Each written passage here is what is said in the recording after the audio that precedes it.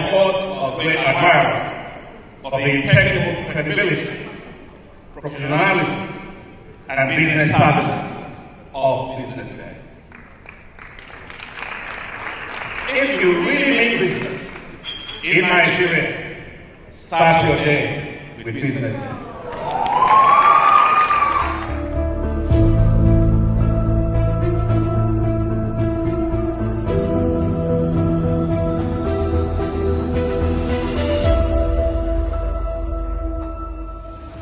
Business Day is West Africa's leading provider of business intelligence and information on diversified media platforms including online, mobile and print.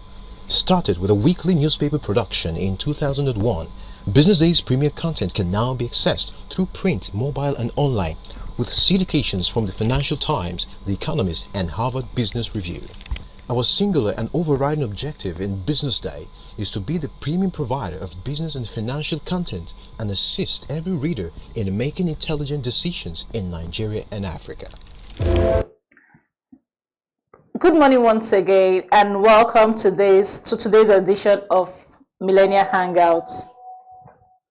Financial independence for millennials. Wow, it's an exciting topic, and financial independence for millennials is about achieving financial freedom from financial stress and being able to make choices that align with one's values and goals. So it's in this line we have brought out speakers to speak on this topic to enable us to be independent, to be able to live beyond our paycheck, day-to-day paycheck, have the freedom to pursue what we want to pursue in life. Like for instance, I want to travel and be able to work. So have the freedom to be able to do what we want to do. So today we have distinguished speakers.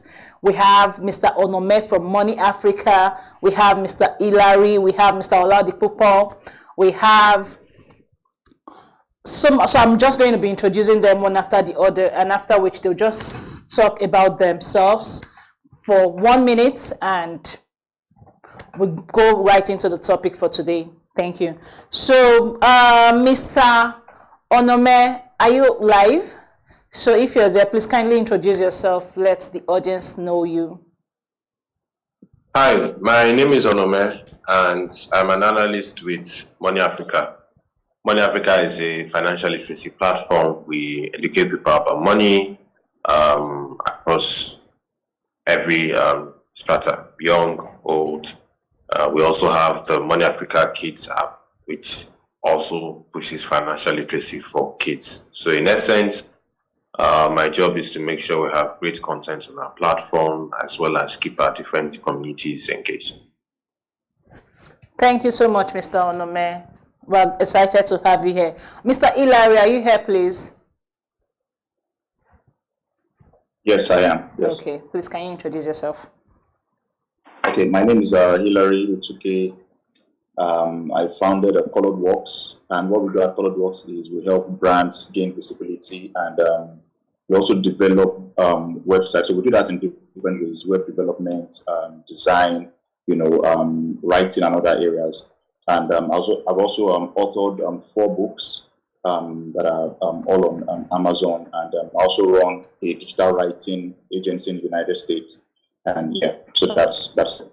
Thank you. Thank you so much, Mr. Hilary. Mr. Oladipupo, please can you introduce yourself? Good morning, everyone. Thank you so much, Esther, for inviting me. My name is Oladipupo Clement. I'm currently the CEO of LifePage. I'm a real estate and a business coach. I'm very passionate about seeing people create and retain wealth. Anyone who has known me for upward of 20 years can testify that that's one thing that's been most consistent. And so that's pretty much the summary of a bit of what I do.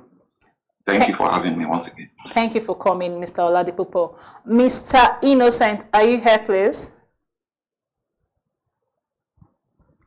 Yes, I am here. Okay. Good morning. Yeah, my name is Innocent. I'm a business development with Zitra Investment.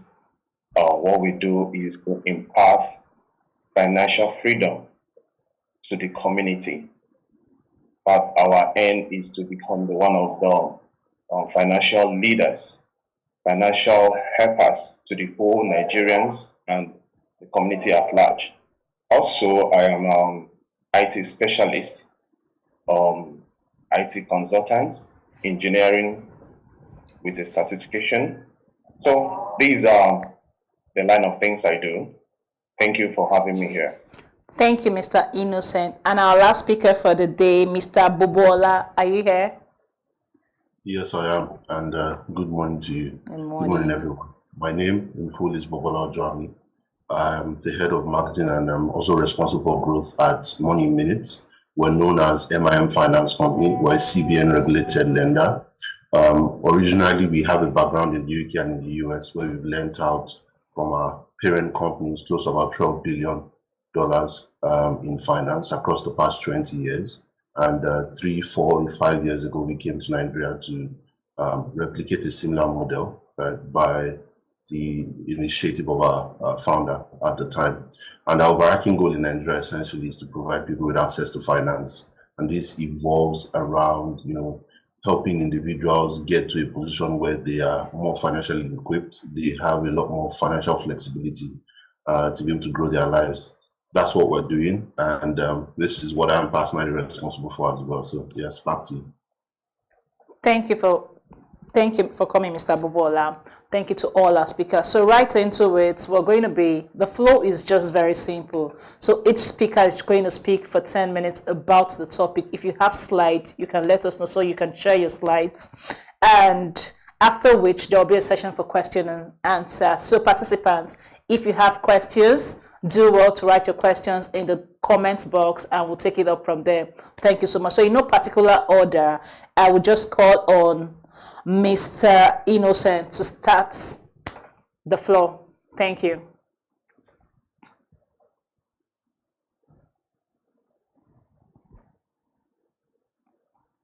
All right. Good morning once again. Today we are discussing a vital information or a vital topic that concerns the millennials and how can they with financial freedom. Today, you can actually see that things have changed rapidly, and we thank God for technology who has made things easier for us. But at the same time, do we actually grow with the same space, with the same speed? Things are changing. Now that brought me to the first question here today, which is, what is the common finance challenge millennials face, and how can they overcome it?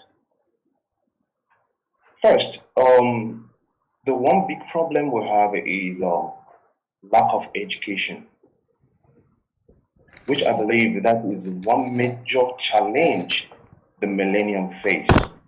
Because if you don't know, if you don't have the full information about something, you end up using some words like it's a scam. Now, when you know something and you see a business opportunity about that stuff, about that particular thing, you go into it. Now, there are finance platforms out there that has been rendering services to us that we can actually leverage on. Now, how well do you know all these people? How well do you study? How well do you educate yourself to build your values, your earnings? How do you triple them? How do you make them to work for you? That alone is one place that you can actually save yourself. Now, when you have an idea of, I can invest my earnings and it will help me, definitely you go into it. That is the only way you can overcome the challenges. You cut down your expenses. Today, you find out that another big problem we have is we feel to impress each other. by which you are living above your earnings. You want to have a budget, and you look at yourself and okay, you find out that what my worth or what my value is 100,000, and I'm looking at living in a place in Ireland. It will never work, it will never balance. You will always find yourself into big problems because you didn't narrow it down. You didn't bring it to the minimum. Okay, I have this. Good and fine. You draw your budget. And how do you draw that budget? You draw the budget according to what you earn.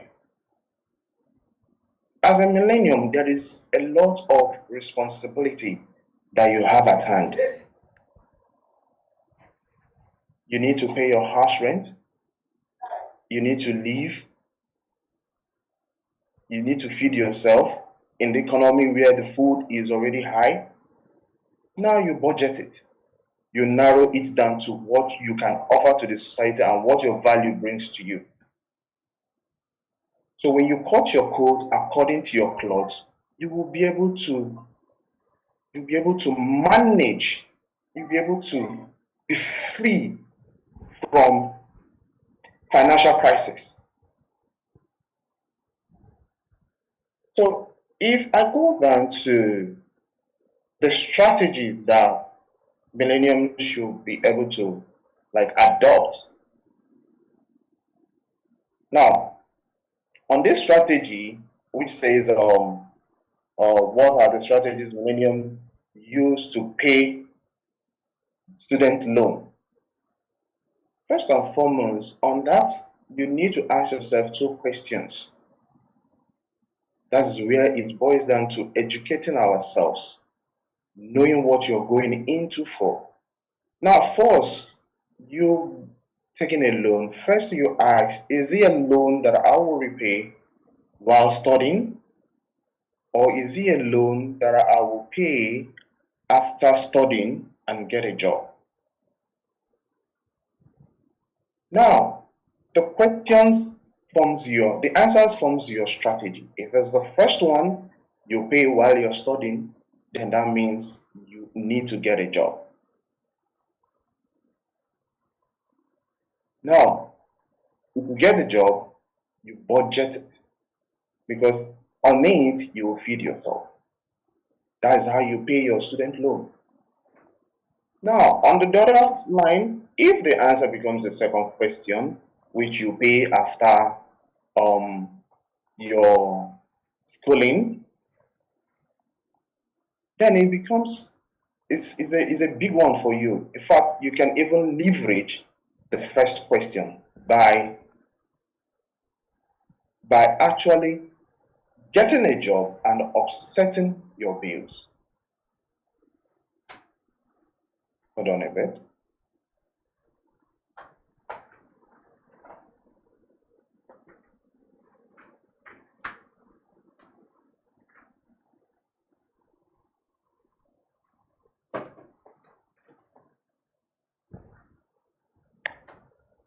Hello, Mr. Innocent, are you there?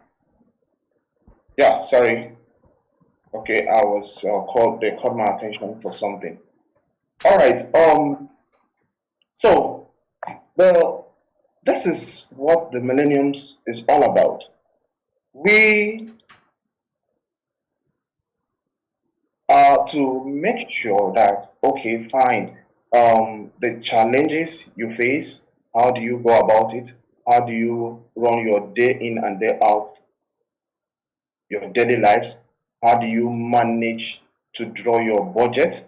How do you develop yourself to be able to put in what is your next line of investment? These are the things the millennium should be talking about. These are the things we should be doing. I think that is the major thing there. That okay, I have this, and you create a budget. Out of your budget, you have a savings, and that savings serves as for the rainy days. So this is all about the millennials and what surrounds them. Thank you. Thank you so much, Mr. Innocent. From what you said, I rightly gathered that you said lack of education makes millennials not to be financially independent, and they always want to impress each other. That's one of the reasons why they are not financially independent. And again, they don't create budget, and they don't have a savings. So from what we gathered is if we can cut down on all this and plan towards this, we'll be able to be financially independent. Thank you so much, Mr. Innocent. Mr. Onome, Money Africa. I'm already following Money Africa, so I want to hear all you have for us today. Thank you. Okay, will you share my slides from your end, or do I share it from my end? You can share from your end. You can share from your end too.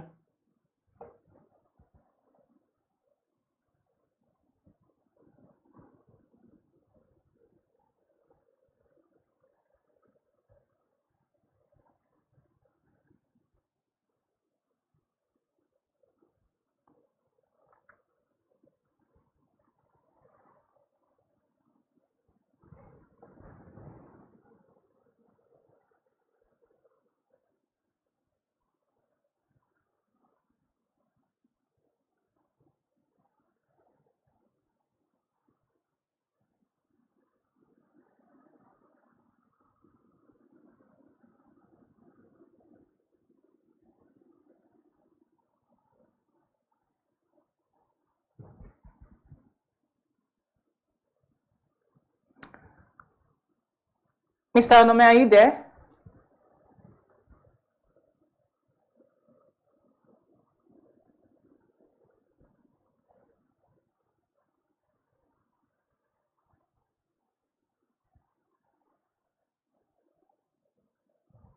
Mr. Onome? Sorry, I was muted. I was asking if you could hear me. Okay. Can you hear me? We can hear you now. Please go right ahead. Okay, great. Let me just go back right to my slides. Let me know if you can see my screen. Okay. Yes, we can see your screen. Yes, we can. Okay, great. Are the dimensions okay? Or do I just go straight to presenting? All right, let me present so that we don't waste time.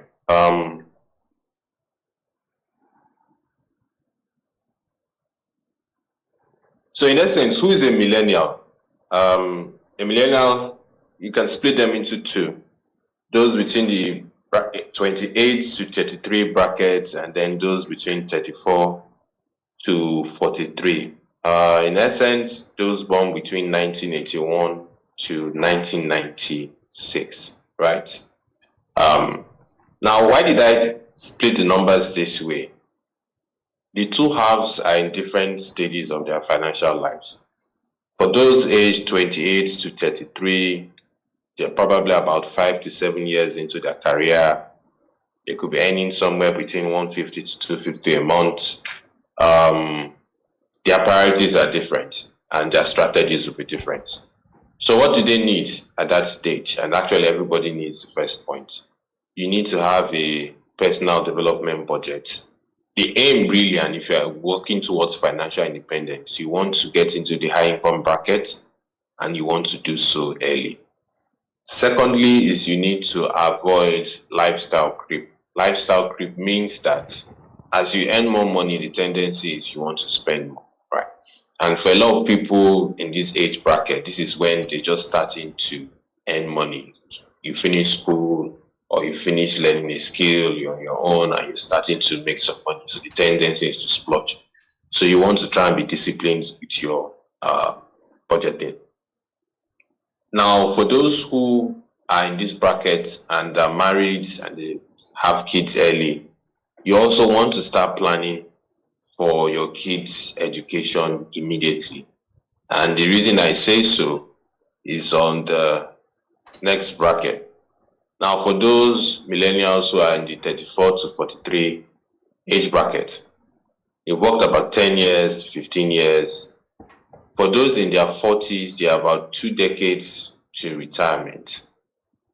Retirement age in the private sector is 60. Many at this point are also considering owning a home. you want a bit more space, you want your own home to do, just that comfort of your own personal home. Many at this point are also transitioning from paid employment to self-employment or running their own business. For those who had kids early, the kids very likely at this point are about getting into university. And for a lot of people, that's when the financial pressure is the most, because you have 3 goals running at the same time. You have kids in secondary school or university, fees can be quite expensive. You have to plan for retirement. You also are working towards owning your own home, whether you're going to construct it yourself, whether you are taking up a mortgage. So there's a lot of financial pressure at this point in time. And so what do you need to do? You need to be intentional about investing for your kids. If you are in this age bracket and you're just having kids now, it means that very likely when you're close to retirement, you would be sending your kids to school. So you don't want to be in a state whereby you're using pension money to take care of kids' education. You need to work with your spouse if you have a spouse.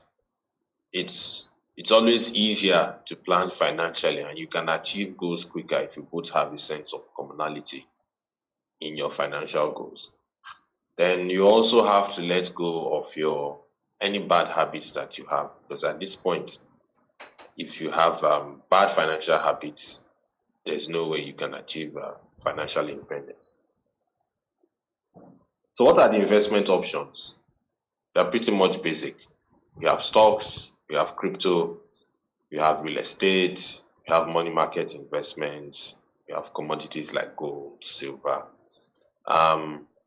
and you can have a mix of them. There are a multiplicity of platforms and apps these days. I let you start with as little as 5,000, 10,000, 20,000, and you're good to go.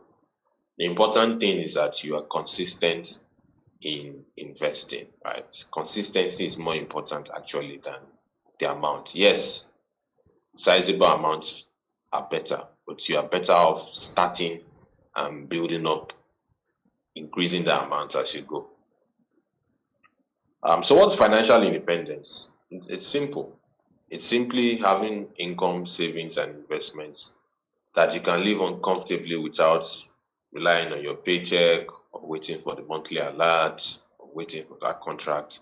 It's simply having an investment portfolio that can make you live comfortably. Passive income or passive investments or non-monthly investments that you can live on comfortably, right? But to figure this out, you need a number.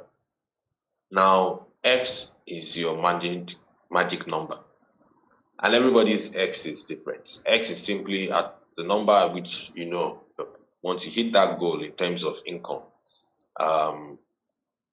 you'll be financially independent, and it varies from person to person. So for one person, it could be ₦1 million a month. Another person, it could be 10 million a month. Another person could be $5,000 a month, depending on what part of the globe you are. But you must have a number. If you don't have that number, you cannot track progress. And as you can see the picture I have here, it means that you will be essentially continue working and working and working, or you'll be like a hamster in the wheel. So if you're a science background person, you have a hamster, which is like a rat or a rabbit, and you put it on a wheel and it just keeps running and running and running because there's no end to that wheel spin. So in essence, this is how I view financial independence and what I think millennials need to know.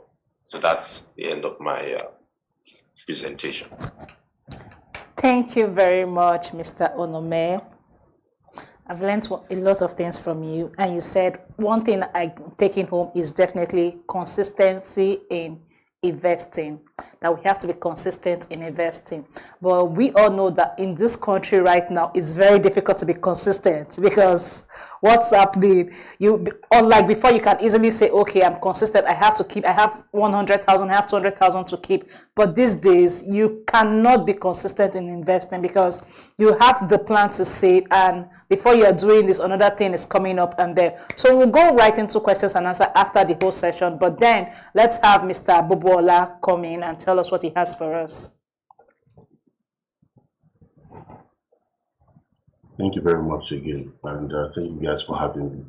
So I'm going to be speaking with respect to two topics, right? But I'll coin it utilizing financial systems and structures. And when I say financial systems and structures, what do I mean? For us as millennials, or I would even say Nigerians, there are certain financial systems that we don't take advantage of, or that we're not aware in some contexts, or we have biases towards them, and we allow those biases to impact the advantage that we can get from those systems and structures. And I'm just going to get into it. The systems and structures I'm referring to specifically in this case is credit and insurance, right? So as a millennial, you're planning towards achieving financial independence, let's say in 15 years, or starting your career, or 10 years of starting your career. For you to be able to do that, you have certain goals that you set financially. You want to achieve, let's say, just as Onome mentioned, let's say 2 million naira per month in monthly income consistently, and that should be able to take care of the type of lifestyle that you want for yourself. There's the question of how do you ensure that nothing stops you from achieving that goal. I'll give an example: medical crisis. Medical crisis is one of the most damaging or impactful, negatively impactful situation that anyone can get into. How do you manage that? Do you want to take that type of risk, for lack of a better word? How do you protect yourself from medical crisis? It could be you, it could be your wife, it could be your kids. How do you manage that? Right? That speaks to some of the problems that exist for millennials, right? Or for individuals generally. How do you manage that along your path or your future of working towards achieving financial independence, right? It's also the place of debt. You borrowed money. How do you pay back? In the instance that you have some type of challenge with your income, you could get fired from work, right? You could be trying to change jobs. You might have taken a loan, and for some reason, something impacts your plan and your ability to repay. How do you manage those type of situations? And this is where utilizing systems, financial systems and structures come into play. And I think this is one particular topic that is extremely important for everyone who is an adult to have at the back of their mind, that at any point in time, once they start generating an income, they should start to utilize the systems and structures to their advantage. So I'll go specifically into it. I'll start from credit systems. Today, we have a credit penetration of less than 10% across Nigeria. And there are reasons behind that. If you look at the dynamics of people that earn between, earn above 100,000 naira, that gives you a picture of, what the addressable market looks like with respect to how banks, how lenders typically approach lending, who they want to borrow money to. But if you think about it from an individualized perspective, you have a goal towards financial independence. One of the things that we're not particularly familiar of, and this is me speaking generally, is being able to take advantage of credit system. If you're working towards financial independence, credit is one of the tools that you can utilize to achieve that faster and more efficiently. The question then is, how do you use credit efficiently?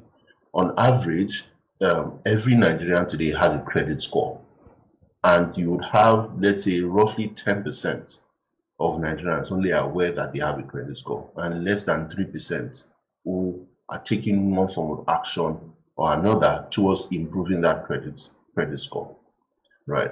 And I'll talk about what a credit score is. Your credit score essentially is a ranking that tells any financial institution, that provides them with the information on who you are financially, how you behave, and whether or not they should borrow you money. That's what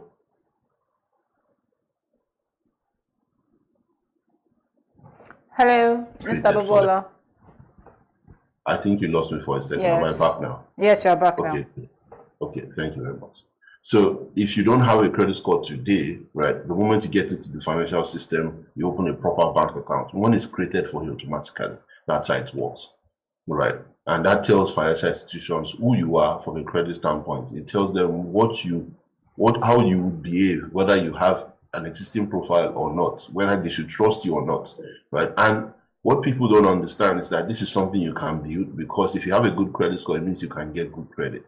It means that if you wake up at one point in your life and you require, let's say, 200% of your income, you can get that amount of money conveniently and at the cheapest interest rates that exists, right? I would digress and talk a little bit about some of the problems that happened, in the past 5 years. I'm sure some of us are quite familiar with the issue of the illegal lenders that borrowed several individuals money, and they would harass them, send SMSs to their families and friends, because they're not paying back. A large portion of those loans were issued at, APRs, annual interest rates of 500% interest, more, right? These were loans that were issued out at 50% per month, right? Loans that were issued out at 30% per month. And people took those loans. Why? They needed access to cash. Well, they took those loans because they would not be able to get money from their bank, where they have their cash, where their financial transactional history exists, but they can't get money from their bank. And they've gone to illegal lenders, they've borrowed money from them, they've been burnt. People died from that crisis, right? A lot of people lost their life from that crisis. And by life in this case, I mean their well-being. It significantly impacted, their ability to, achieve financial independence in one form or another. A lot of people got scarred from it. But again, that gives you a clear understanding of what, of how the average Nigerian views the credit system today, and that there's a strong gap where people don't really understand how to utilize the credit system to their advantage. So I'll go back. Hello, Mr. Bobola. We can't hear you. Am I back now? Yes, you are back now. Okay, thank you. The network seems to not really be in my favor today, but I think we have the hang of it. So I'll go back to my initial topic. I just walked us through that story to help us contextualize how much of a problem, lack of access to cash can create for the average Nigerian, right? And how you can also utilize that system to your advantage. So I'll walk into that. As a millennial, one of the things you need to do today is to start building your credit score. This is what it does for you. And I'll be very direct. It allows you to have access to the best form of credit that exists in Nigeria. That's essentially what building your credit score does. When you need money, you will be able to get it at the best interest rates. So I'll talk about different groups within millennials, right? And I'll just borrow from Onome's slides, where he splitted millennials into two groups. Individuals between, I believe, 26 to 33, and then people who fell into the other bucket. So for individuals who are just starting out, right? They're just starting out with respect to making a lot more income for themselves. They have recently graduated from school and all of that dynamic. One of the things you have to do for yourself, very importantly, is to ask yourself serious questions. I'm earning a salary.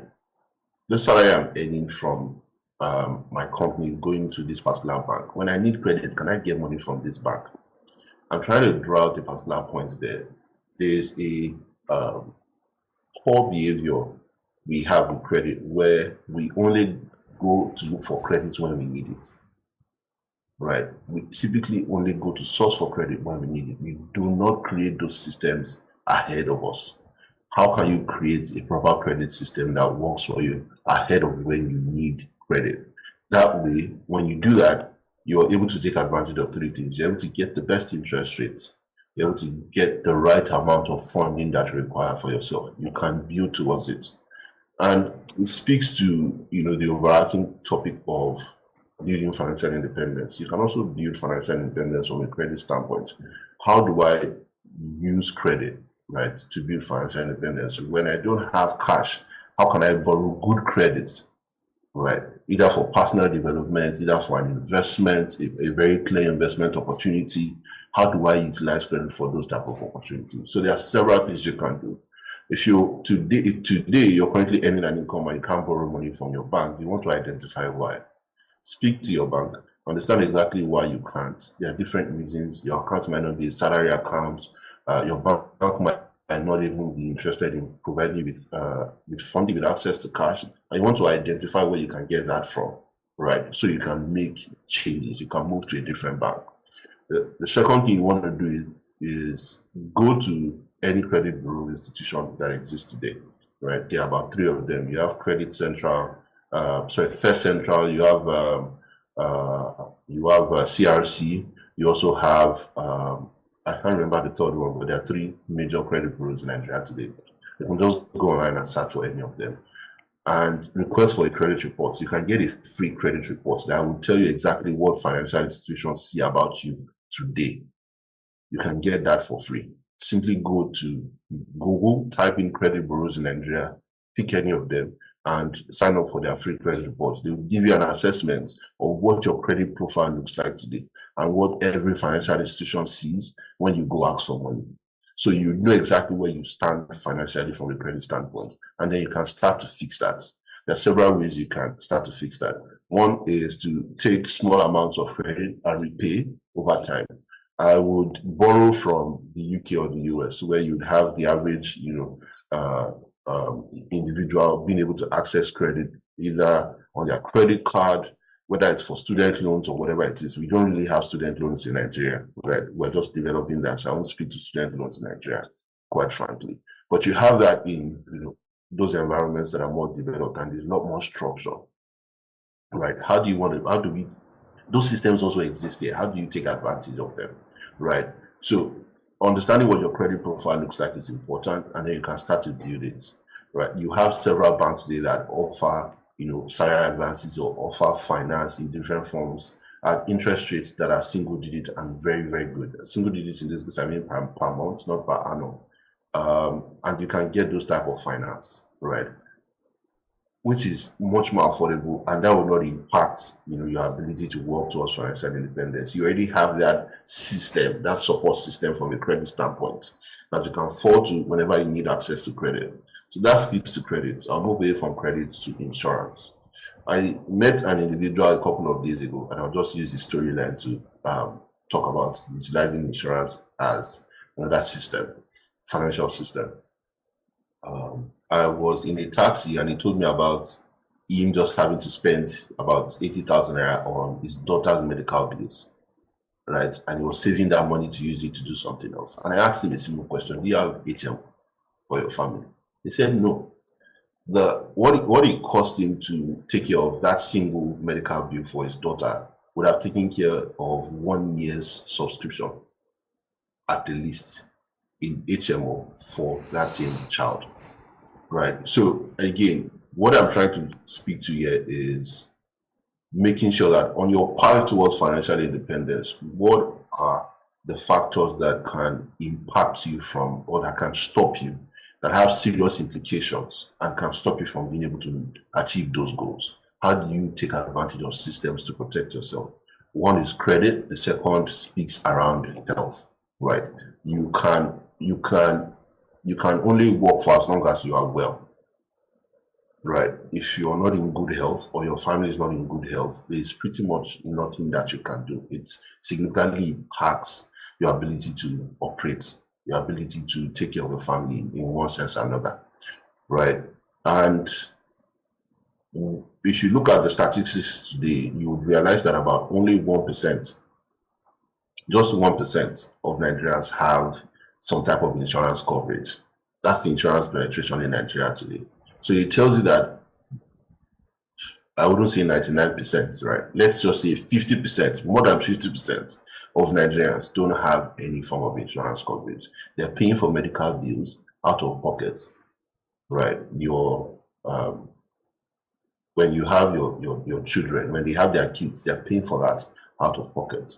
They are paying for all of those bills out of pocket when there are systems that exist that they can, have and use those systems to their advantage in different forms, right? So insurance is another area that is extremely important. Health insurance specifically. There are other types of insurance, whether you have a vehicle, you just purchased your car, ensure you have comprehensive insurance, because when your vehicle gets stolen or when it gets damaged, that insurance protects you and you have your vehicle, right? Again, I'll go back to health insurance and focus on that. It's extremely important that you have systems to protect you from those types of crises, right? It's extremely important. I cannot overflow this. It's extremely important. So as a millennial, you want to make sure that your family is covered health-wise. You want to have an insurance plan that protects you and your family consistently. This is important. That would make sure that whenever there's a health crisis, you're not taking that money out of pocket. You're not having to spend what you have saved, right? What you are investing. You don't have to take all of that investment. I'm sure if we were to have some of our speakers here, some of their stories, around health, I'm sure at least one person would have something to talk about, right? So it's not a case of 1 out of 10 persons. It's a case of 3 out of 5.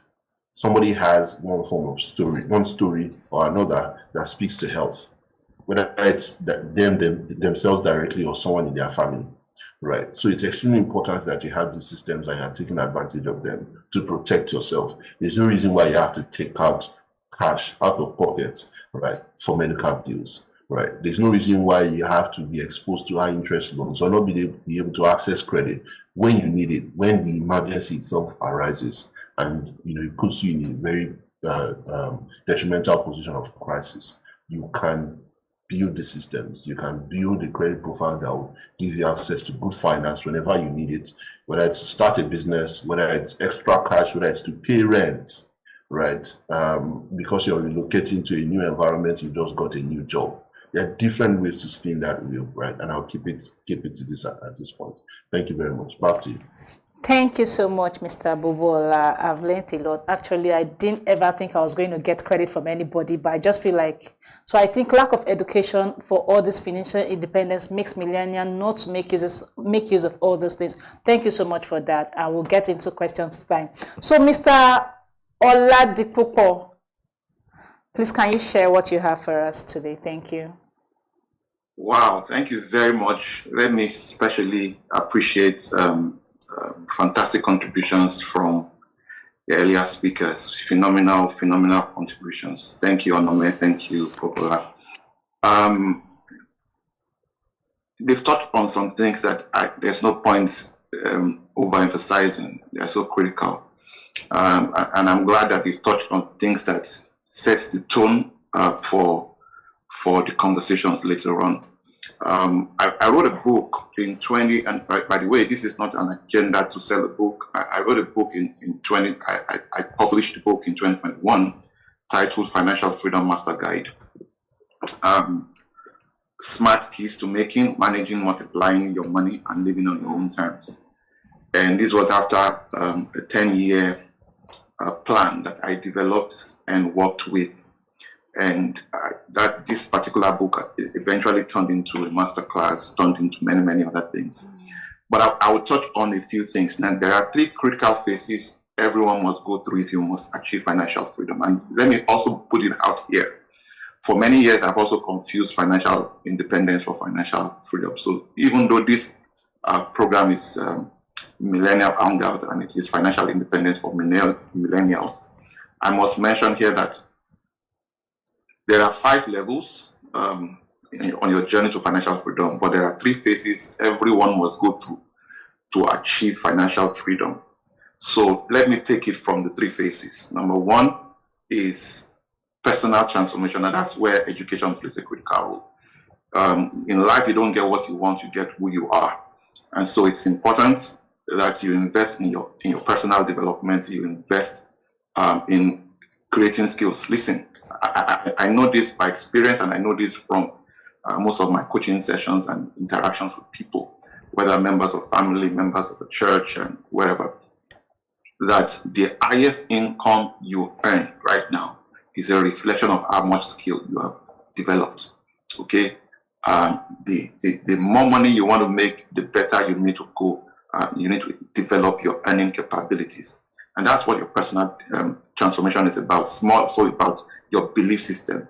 It's also about, I heard Esther saying that in the economy today, you can't do this. No. You can't afford not to do so, right? And so there's a place for mindset shifts. There's a place for belief, because you see, at the end of the day, every one of us have been preconditioned to behave in a particular way. You are actually not the one in control of your decisions.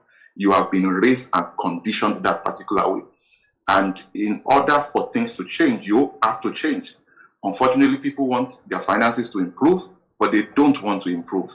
They don't want to change, right? And that's not the way it works. You have to improve for things to improve. You have to change for things to change. And so you need to invest in that. So personal transformation is so critical. And I covered that in the first segment of that book. I won't go too much into that because of our time. Number 2 is income generation, planning and application. And I'm glad that a lot of ideas have already been donated, and a lot more will still be donated as we go along. Now listen to me carefully. If you are not making money, there are 3 possibilities. Number 1, you start begging for money.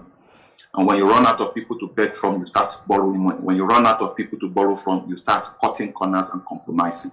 Now, none of these 3 options are honorable, but the last one can land you in jail.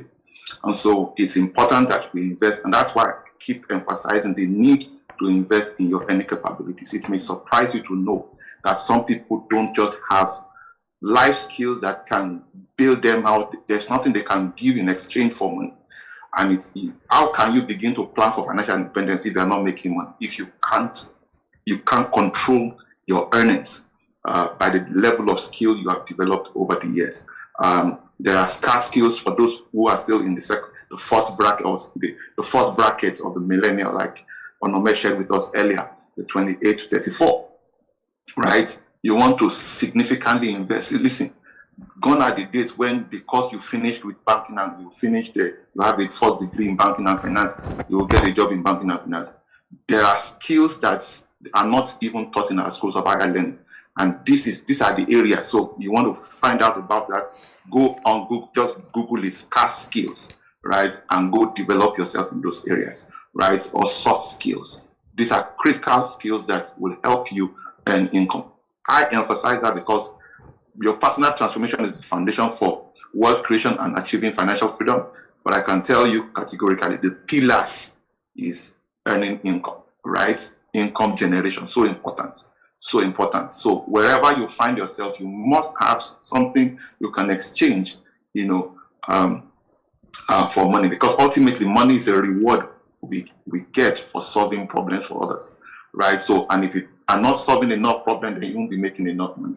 Okay, so that's very, very important. Then the third phase in your journey to financial freedom is asset accumulation, optimization and retention, right? And these are the 3 critical phases. I wouldn't want to dwell too much on that. So now the 5 levels is just to help you, because everyone you find, including those of us on this platform, will fall into any of these 5 categories. And it's important to be honest with yourself to ascertain your exact state, exact location. The first level, and I'll take it from bottom up, is financial crisis. Financial crisis is that point in your life where you are not neither making money and you're just not making money. Right, so there are 2 categories of people in this phase who can be in financial crisis. When you are not making money, what happens eventually is that, I say it all the time, everybody's a talented spender, right? We don't need schooling, we don't need training to spend. And so when you are in financial crisis and you are not making money, you still spend money. So that means you are either living on loan or by begging or by cutting corners. And that's financial crisis. So for those who are not making money at all. Now there are those who have successfully built up, portfolio of assets, fixed assets that are low in cash flow or have no cash flow. That also can land you in financial crisis, right? I know people who have billions worth of assets, but they are low in cash flow, and that in itself, predisposes them to financial crisis. The second level, going up is financial instability. this is the point where majority of Nigerians also are. Now, there's a statistics that revealed that 75% of Nigerians earn less than 100,000 naira a month. Till date, I still have not been able to wrap my head around that. Why? Because is that for fuel or for recharge card or whatever?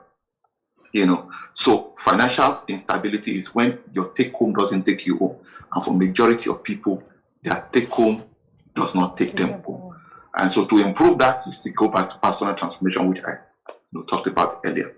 The third level, which is the most, volatile, most delicate place anybody can be, and where a category of people of Nigerians, a few Nigerians are also, is financial stability. Now, financial stability is that point where you have attained some degree of comfort. Now, and there are many people we know, they speak Queen's English, they live fairly comfortably, right? But the challenge with people who are financially stable is the fact that they live off their active income. And it's a very delicate place, because should anything happen to their source of active income, they'll be back to financial instability or financial crisis.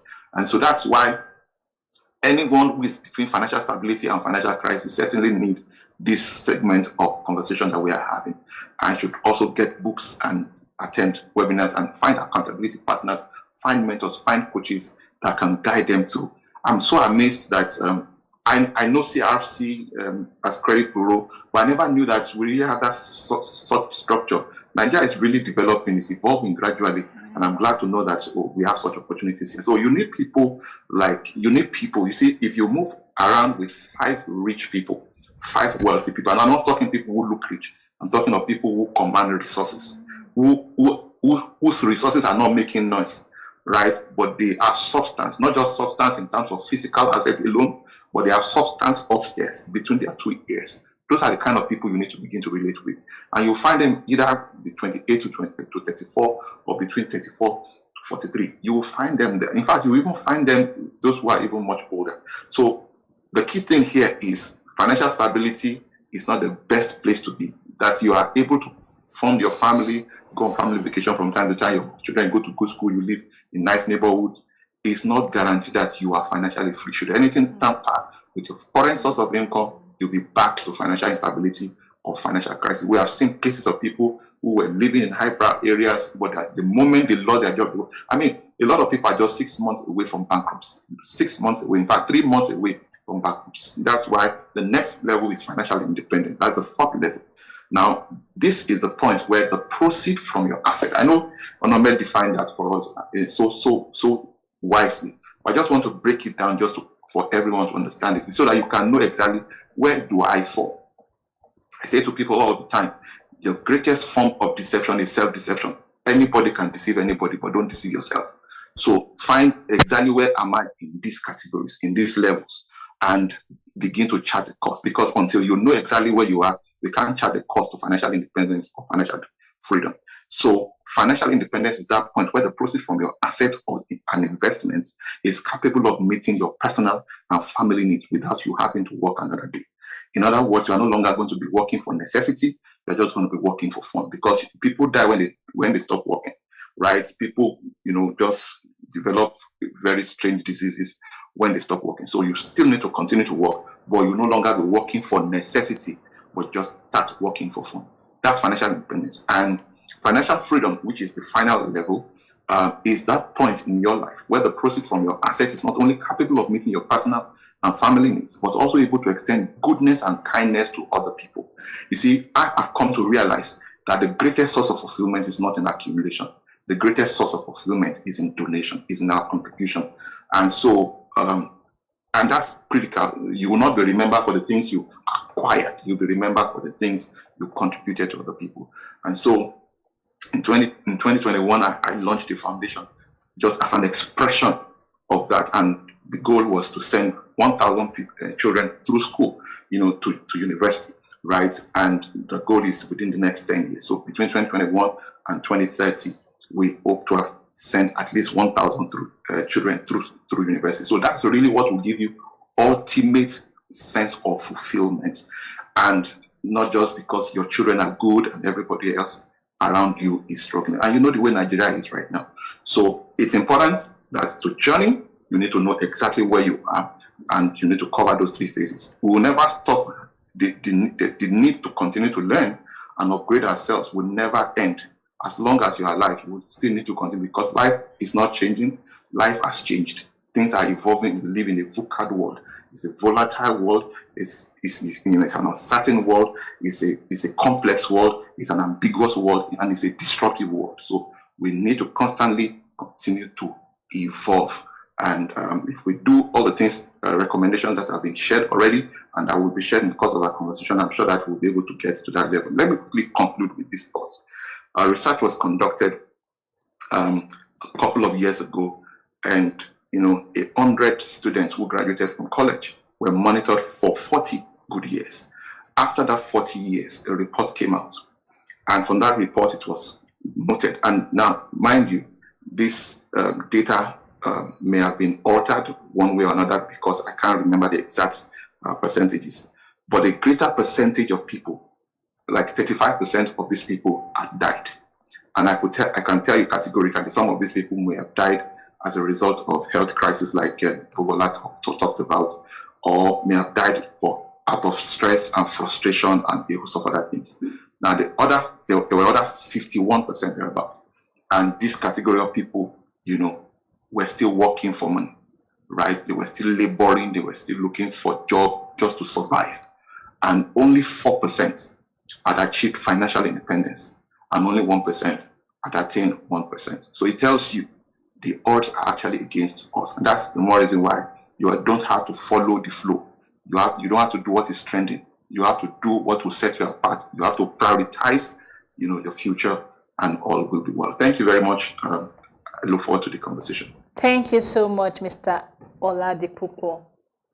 I've really learned a lot from you. Thank you so much. Without wasting much of our time, participants, please, if you have questions, drop your questions in the comment section so that we can ask questions after this. So the last speaker, Mr. Hillary. I'm sure you're the one that's going to top up everything every other speaker has said. So we look forward to hearing from you. Thank you very much. I really respect the ideas of our speakers here. So, and let me just, before I move to what I want to say, let me just please touch on what Bobola said, about HMOs and insurance. So, I think it's very key. Let me just share a quick story. So, my wife had to learn driving, so I gave her my car to drive, and she was almost done with the class. All right. So while she was about driving into the gate, into the compound, she bashed, the car, the pole holding the gate, so it spoiled the entire bumper and all of that. So, but I was not really troubled, So she was feeling like, oh, I was going to complain. So the person I was teaching her, they all came in, and when I came out, someone in our compound, just also stepped in and said, "How did she bash the car? Blah blah blah. To fix everything is so expensive." And all that. I said, "No, insurance is going to cover everything." So not like insurance in Nigeria. No, it can never work, And when when the insurance sent the money to fix it, I showed the person. The person was shocked, like, "Oh, they can actually send you this amount of money, to fix your car." So I didn't spend a dime from my pocket to fix that. So I just have to touch on that so that we can understand that despite the fact that a lot of things is not working in Nigeria, which is very painful, there are still some things that we can still enjoy. All right, and that insurance is also a part of it. So I think when people have the right information, they will know the right thing to do. All right, and you also mentioned something about HMO. So let me not really go into that, but I think people can really enjoy a couple of these things in Nigeria. So where I'll be coming from is the fact that what is the reality of a millennial in Nigeria? You see, the system that we are in this country is it's quite terrible. That's just the reality. It's quite terrible. I am the first in the family, and at a point in time, my dad's business went so bad. So after I was done with school some years back, I was trying to think, okay, get a job, or do I start a business and all of that. So I was having all of those thoughts, and getting a job was not so easy. But what I did then was I was going to different organizations, told them I was going to volunteer for them, and all of that. And it was very stressful. It was very terrible. And at a point in time, I sat down to say that, okay, I think I need to build my own thing. Now, don't get me wrong. There are people that are working in organizations that are doing very well than you that call yourself a CEO. So don't get me wrong. I'm not saying you shouldn't work somewhere. At times, it's very good to work somewhere to understand structure, to learn discipline, to learn time management, and over time, you can now build your own thing. But the major thing that we all must understand is that what you build is yours. What you create is your own thing. So we must have that mentality of creation, of building our own system. So talking about being financially independent, it's talking about the fact that how can you control? How many of your where can you control? How much can you control your life? When we have that mentality, when we have that idea in our head that how many systems in my life can I handle, all right, without bothering anyone, without being scared that, oh, if this happens, I might go down. What structure can you put in place to control of that? So that's why I'm strongly saying that it is necessary that everyone builds a business. It's very important that everyone builds their own system, build their own structure, set up their own business. So even if you are working somewhere, make sure you are building something by the side. All right. And while I've also said that, it's important to also understand that because you have there's this syndrome where, oh, you are so excited about building something and you feel that the next thing for you to do is to leave your 9-to-5 job and focus on what you are building. It can be a very bad place, to be. So if you have a 9-to-5 that you are running, stay with it while you are building what you are building. By the time what you are building, can now pay what that 9-to-5 is paying. You can now say, fine, I want to focus on my business, and you begin to build from them. It's of course not wise to say you want to leave a 9-to-5, because if you come and beg more money, I definitely will not give you. So you want to create that balance. So if you don't even have the 9-to-5, the whole point is let's have that idea of what can I build. So now we are in a new economy. We are in the tech economy. There are many things that people can leverage, all right, to be financially independent. So I'll mention a couple of things. So, and is Onome was talking about the different age brackets, all right, of millennials and all of that, and he broke it down quite well. So all I'll be saying, you have to now look at which one is fine for you, and then you know where to put yourself into. So, do you want to learn a skill and build a business around that? So I call that skill to service. So do you want to master a skill and build a business around that skill? Now, most people always feel, have that idea that, okay, by the time I get to learn the skill, when will I set up the business and all of that? And there are ways to go around all of these things. Because I do say something that success is good, but it's beautiful if you are successful early. There is beauty in succeeding early. So that's most of the things I'll be saying now. I'm actually looking at people in their young age. So that idea of saying, okay, what skill can I learn and what can I build around that skill? So there are so many skills that you can learn. There are many things that we can check online. The second part to that is software as a service. Oh, I've seen a problem and I don't have the skill to solve that problem. All right. Which team can I work with to build a solution that will solve that problem? That's two. The third part is system to service. Okay, I don't have the skill. I don't have the money to get a developer to build the software, and all of that.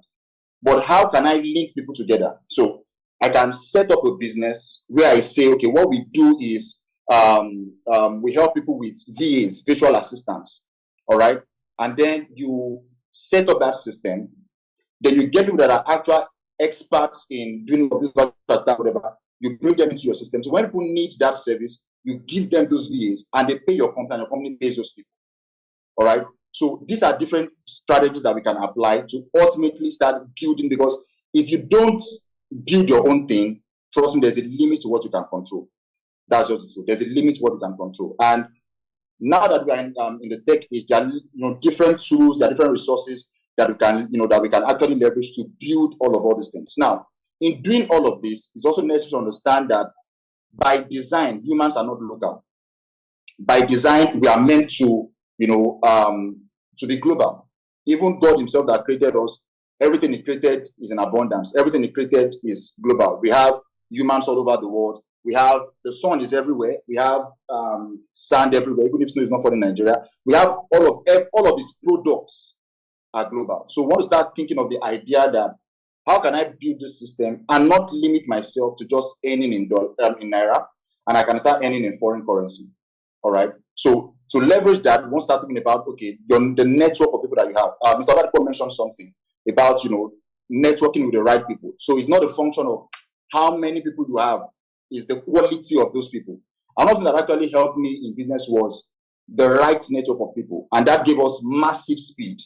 Massive speed. So one of the things that we did was that we looked at, okay, who are the people that we need the solution that we are offering, and we decided to reach out to them to offer the solutions for free. All right, because the idea is if I'm working with a billionaire, for example, if he's going to refer anybody to me, he's going to refer someone in the same level to me. So those things can also help can also speed up whatever we are doing and all of that. And a key part to all of this is to understand that whatever system you are building, you want to understand that cash flow is important.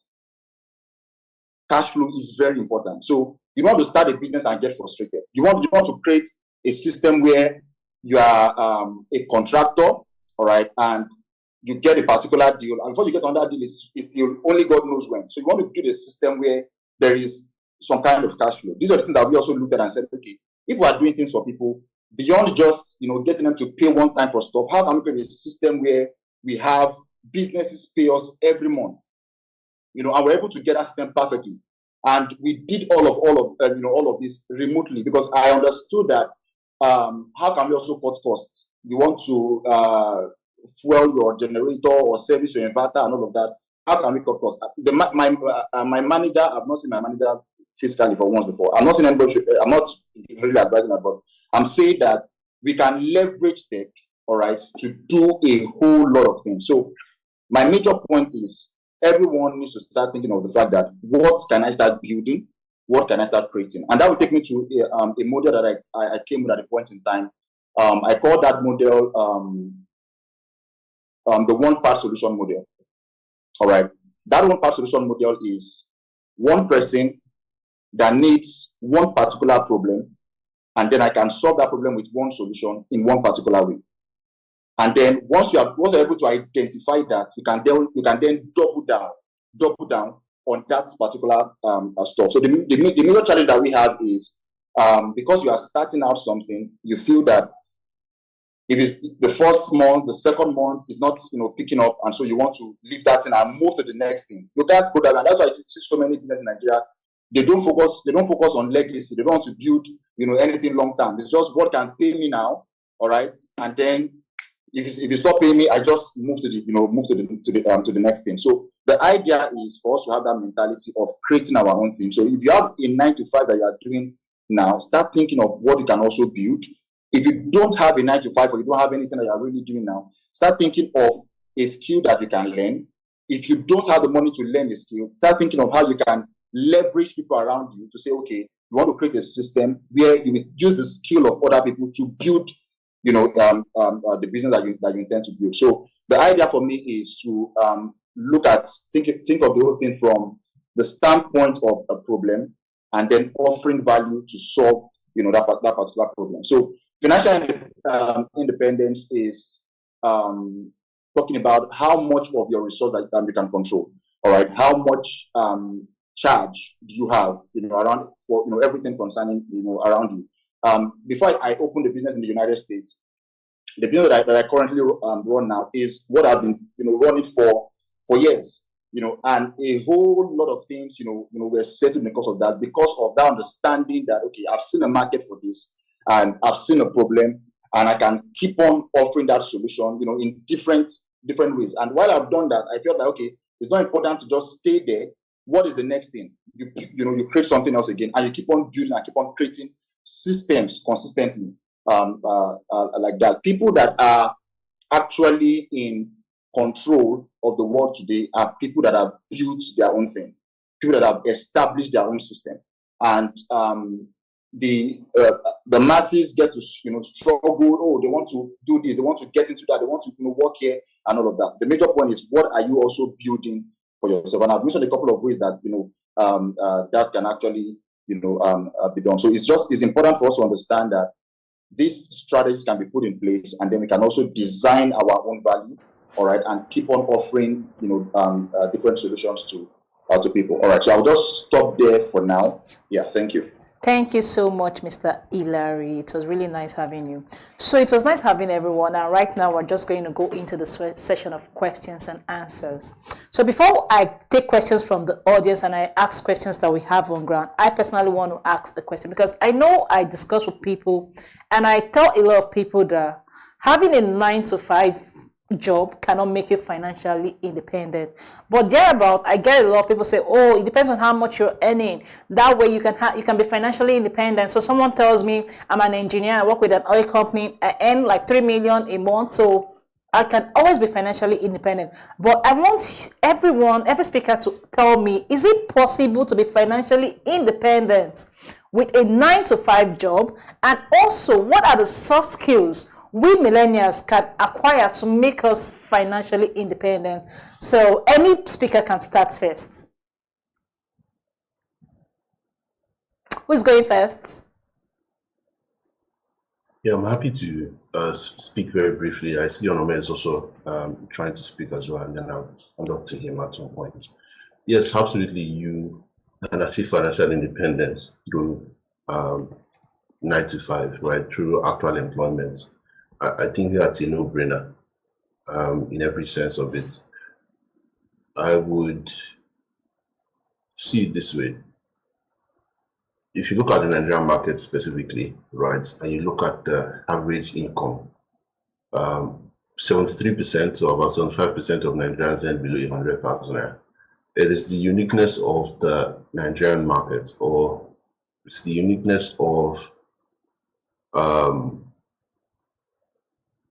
that percentage of people earning below 100,000 naira that encourages or makes it clear that you should have an additional source of income, right? If you're an individual, you're earning 100,000 naira, it would take you a longer period of time to expand your ability to earn additional income. And I'll be very direct here. I'll speak to specific details. There's very few organizations increase the salary of their employees, their full-time employees, significantly, right? It would take you moving between different organizations and growing across the corporate ladder, right? That's one of the strategies that you have to prioritize. And for you to be able to do that, it means you're also improving yourself as an individual in whatever profession that you're working in. You are significantly improving across the corporate ladder, right? You are either working as an officer. I'm just going to use a sales career as an example. You're working as a sales officer. Do you have enough capacity to operate as a sales manager? Are you employable as a sales manager, right, in a different organization? Are you moving beyond that to somewhat become, let's say, a senior sales manager? Are you acquiring the skills to improve beyond that to also become a business development director or a sales director? And expand your ability to solve problems or to drive results across organizations. Within that profession that you work in, whether you're an engineer, whatever industry that you work in, quite frankly. Now, there's also there are pay gaps in different industries in Nigeria. There are pay limits, let me put it that way. There are certain levels that you might not be able to significantly overcome. I would say that, again, if you look at the statistics, roughly about 1% of Nigerians earn above 1 million. Right, 1%. So that's a very, very interesting information. And we're talking about the employed people here. So it means that you want to diversify. You want to have additional streams of income. You're not relying, strictly on your salary. So that is why that makes sense. That is why it's extremely good to explore that route. But yes, you can also significantly grow your income through full employment by a large margin. That is how a significant number of people have done it. Right, and I'm also using myself as an example in that sense. So yes, you can absolutely increase your income through paid employment if you are being very, very strategic with improving your ability to deliver results and you're growing across the corporate ladder.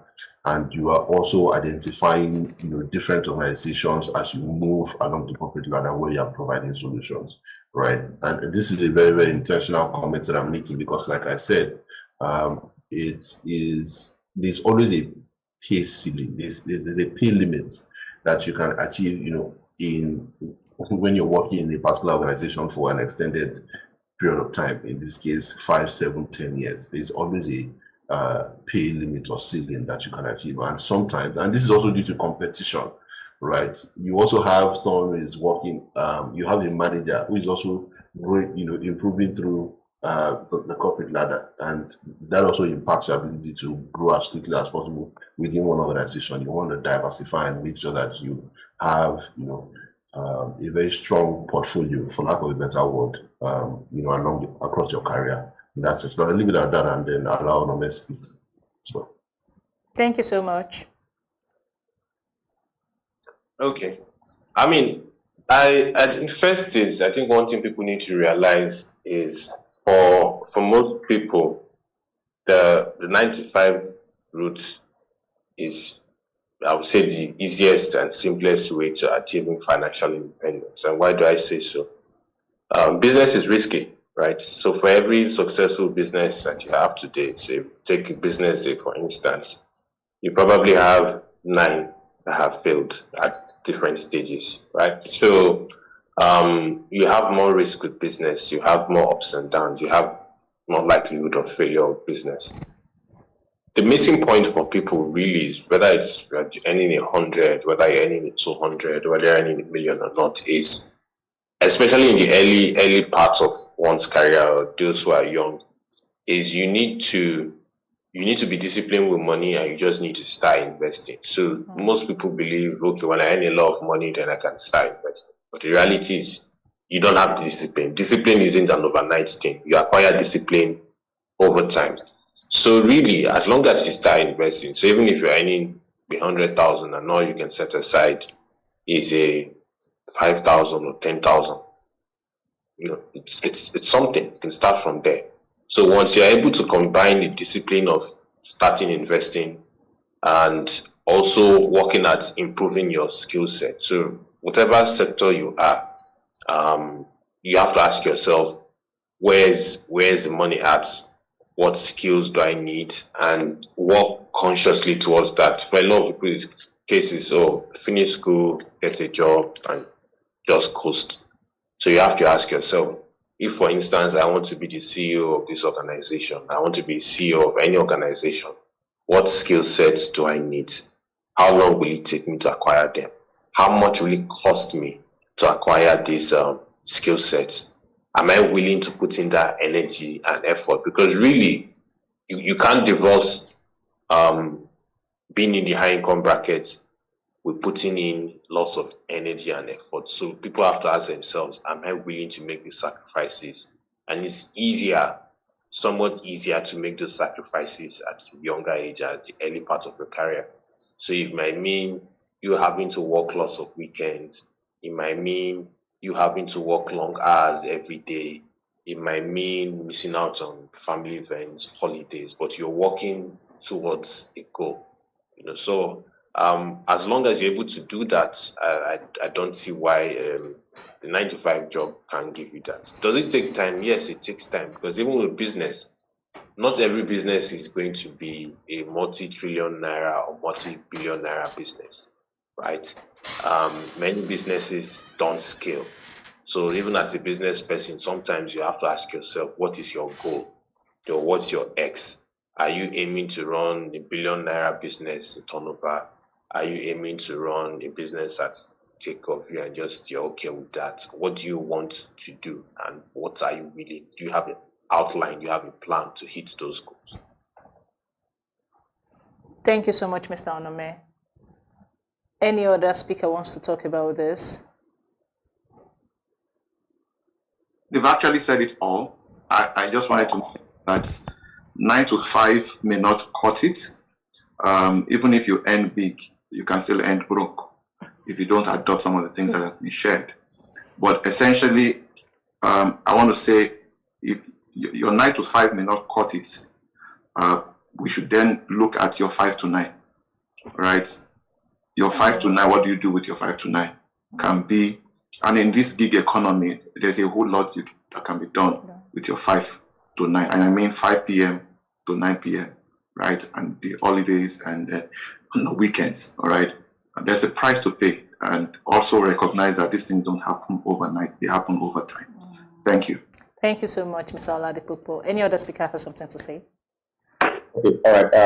I think nothing has been said, but what I'll just add to it is people can also start learning the, how would I put it now? Let's say the business of their career. So if you're working somewhere, how can you also learn the business of the role you are playing in the organization, and begin to leverage that for your, like Mr. Oladipupo said, for your 5 to 9. All right. So if you are working as so I'm saying this so I was speaking to a senior manager in a major multinational in Nigeria, and was asking me, said, Larry, I'm planning to retire or resign or whatever at age 50. All right. So I'm saying, so what can I start doing after that? So this man has invested in real estate and all of that. He has a school and all, but he wants to actually, do more. And I said, okay, so this is what you are doing in this organization. All these things you are doing here, this is a whole lot of knowledge here. This thing can be converted into a proper, service. So start thinking of, while you are still working, you're doing your 9 to 5.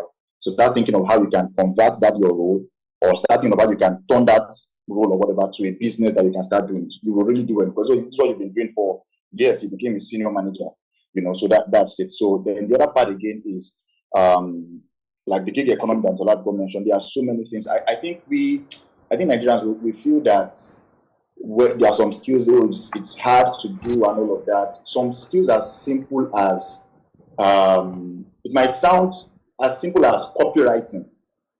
A skill as simple as copywriting. If you know what people are earning, I'm not talking about freelancing or Upwork. I'm talking about what people are doing with copywriting. So I think Nigerians really need to sit down and look into all these things and start seeing how we can also, from here, penetrate the international market. I think it's very much possible, because this is my own experience, and this is how I've been doing all my life. And man, I'm not struggling. So yeah. So I just got to put out there. Yeah. Thank you so much, Mr. Hilary. Mr. Innocent, do you have anything to say? Okay. Obviously, all the speakers have said a lot, but one good thing there is we just need to know that it's all about hard work. What you offer is what pays you off, and also have a hunger to get more. When a lot of people say there are a lot of skills there, yes, there's a lot of skills, but if you don't have the passion, if you don't have the zeal to tell yourself that I want to earn more, you can definitely achieve that. And discipline is one of the key things. If you discipline yourself well and have a good knowledge of what you want to do, you see yourself that even the 9 to 5 job, you are doing fantastically well. One thing that kills us is once we have that money at your bank account, and the next thing you are busy lavishing it. It's time for you to sit down, structure it, put yourself together, and put the strategies on how to make your money multiply for you. It's just all about learning and putting the handwork. Times has gone where you sit down and somebody's giving a testimony and you're praying that, let that testimony be on. You don't know what that person has been doing behind the scene. He might not be sleeping. He's putting the hard work, and the hard work has paid off. So that is just it. Let it be, motivate yourself, pick up a new things. You can't be doing old things and expect new results. No. You need to find what is trending. Do you have passion for it? Go for it. And with that, you can even see that you are doing better than a businessman. So 9 to 5 job it's okay, even if you're earning 100,000. Thank you. Thank you so much, Mr. Innocent. So one of the questions for today is, I love this question. How can millennials balance enjoying their lives today while saving for long-term financial goals? So I want to save. I want to be financially independent. And I also want to enjoy myself. I want to live the soft girl life. Do you understand? And I'm sure every millennial wants to live a soft life. So how do we manage that? How do we balance that with saving? So when I'm enjoying, it doesn't affect my savings. How do we manage that, please? Who is going first? Mr. Hilary, would you want to go first? I think a lot of people are smiling because I think he already has a very solid. So Mr. Oladipupo, do you want to go first? Truth is this. You can't have your cake and eat it. All right. Life is full of trade-offs. It's either you pay now and play later, or play now and pay later. Either way, you will pay. And the challenge is, you see, in this life, you either pay the pain of, you suffer the pain of discipline, pain of regret. And so you can't have your cake and eat it. So that's pretty much the way it is. So this soft life thing will create a hard life later. All right? So let's just say it the way it is. Let nobody deceive anybody. Anyone who is now, by the way, I'm not saying that you should sacrifice your health. I'm not saying you should put away basic necessities, right? You have to still be alive to enjoy the sacrifices that you have now labored for, right? So that therefore means that you need to set your priorities right? One of such priorities would be you need to be well rested. You need to pay attention to the 6 compartments of your life. And the top 3 are your spiritual health, your mental and emotional health, and of course your physical health. Otherwise, if you are not good in these 3 areas, there's no way, no matter the savings and investments, you will not even be alive to enjoy it. You will not be in the right frame of mind. You won't have a good relationship, to enjoy it. There are other 3 areas. These first 3 are the ones that take care of the next 3. The next 3 are your relational health. The 5th one is your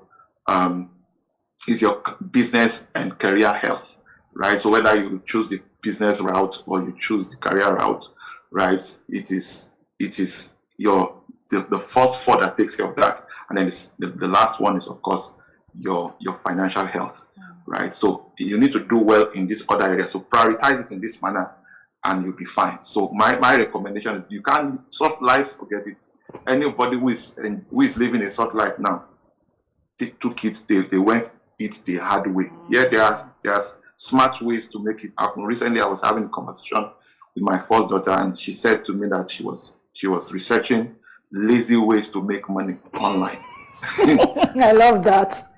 And I was so shocked that, how would you come up with lazy ways, So, but I get the drift. So there are many technologies, many platforms now that can facilitate, can serve as leverage for you to achieve things so fast and early, right? But that doesn't eliminate the hard work and the sacrifice that you need to pay in the short term for the long-term benefits. Thank you, Mr. Oladipupo. So what I learned is pay now to play later. But whatever it is you're doing, you definitely pay later. Thank you so much. So, Mr. Hilary. I basically concur with Mr. Oladipupo. Yeah, so yeah. Okay. I guess every other speakers have something, 1 or 2 things to say about this. Yeah, it depends on what we call enjoyment. Because I don't know. Nobody says while you're working you should not enjoy yourself. But it depends your own definition of enjoyment. Because if you are actually working 9 to 5 job and you know how hard it is, I don't think immediately they boss you with your salary and you just went there and blow it off. I don't think so. I don't think anybody can do that. So, Mr. What I've just said is just to balance things. Balance your mental health, balance your life, balance your spiritual life, balance your own finance, which is your financial health. there is nothing enjoying soft life for when you are not there. It's till when you are there that you're sleeping and you're making money. You can actually spend some time to reflect and have a good time. A good time. But if you're not there yet and you will find yourself climbing and falling down, climbing and falling down. So you just need you to be disciplined with your money. Don't do much. Don't do to impress the whole world. This is your hard-earned money. You need it to work for you. You need it to take you to that financial independence. So I concur with what he said. Okay. Right now, and it will pay you until you get to that point where you are sleeping and there are tons of money coming into bank account. Then we can now decide if enjoyment can come up or not. Thank you. Thank you so much, Mr. Innocent. Mr. Onome, do you have anything to say? Mr. Bola, do you have anything to say? Yeah. I think you can phase it, right? The problem is people just want to go to the very beginning or the highest peak of whatever they see as enjoyment. So you have to break it in stages, and you can actually work towards it. So if, for instance, your plan is maybe I want to travel every year, you can say maybe I want to set aside a 20,000, so a 30,000, or so a 50,000, and you can do that. So it doesn't have to be very expensive. You can break it into phases, and you can take it gradually. See, for enjoyment for you might be okay. Maybe I want to travel home and spend a week, or during the festive season with family. That's a form of enjoyment. Can you do that every month or every week? Maybe at this point, no. Can you work towards that once a year? So maybe you to spend maybe 100 or 200. Okay, fine. Every year I will set aside maybe 10,000 or 15,000, and by the end of the year, you have enough to travel, go home, come back, and you're fine. But people need to break it down. Where things go wrong is the initial point when people start to make money is also when their expenses for enjoyment and every other thing jumps sharply. So you need to take it gradually, do it bit by bit. You could start with, maybe I'm just going to have a fancy dinner every 2-3 months. Maybe I want to travel once a year. And as your income and your investments begin to go up and you want to say travel 2-3 times a year, or maybe you want to travel home every 3-4 months, or whatever it is you do enjoy. I mean, for instance, I like Formula One. And goal is to say I want to go watch a Formula One race once a year, right? So if your goal is to go watch maybe Arsenal versus Man U, you can plan, you can work towards it, you can do it gradually, you know how much, and you take it gradually. But it should not be the first thing that comes to mind when you just start making money. Or it should not be the first thing that comes to mind, the very first thing you're removing money from when you earn your paycheck or when you get some good money. So it's about doing things in stages and having goals. So the first goal we say could be local, then you could go up and have bigger goals. But yes, you should make out time to enjoy yourself. Enjoyment doesn't have to be expensive. The problem is people want the most expensive kind of enjoyment. Yeah. Thank you so much, Mr. Onome. Like, really, I tell people every day, and I said, one of the things, you said prioritization, and I feel like if your goal is to travel, you should have plans for it, right? So, for instance, I was talking to a friend because last year I set a goal for myself, and I said, I want to travel around the world.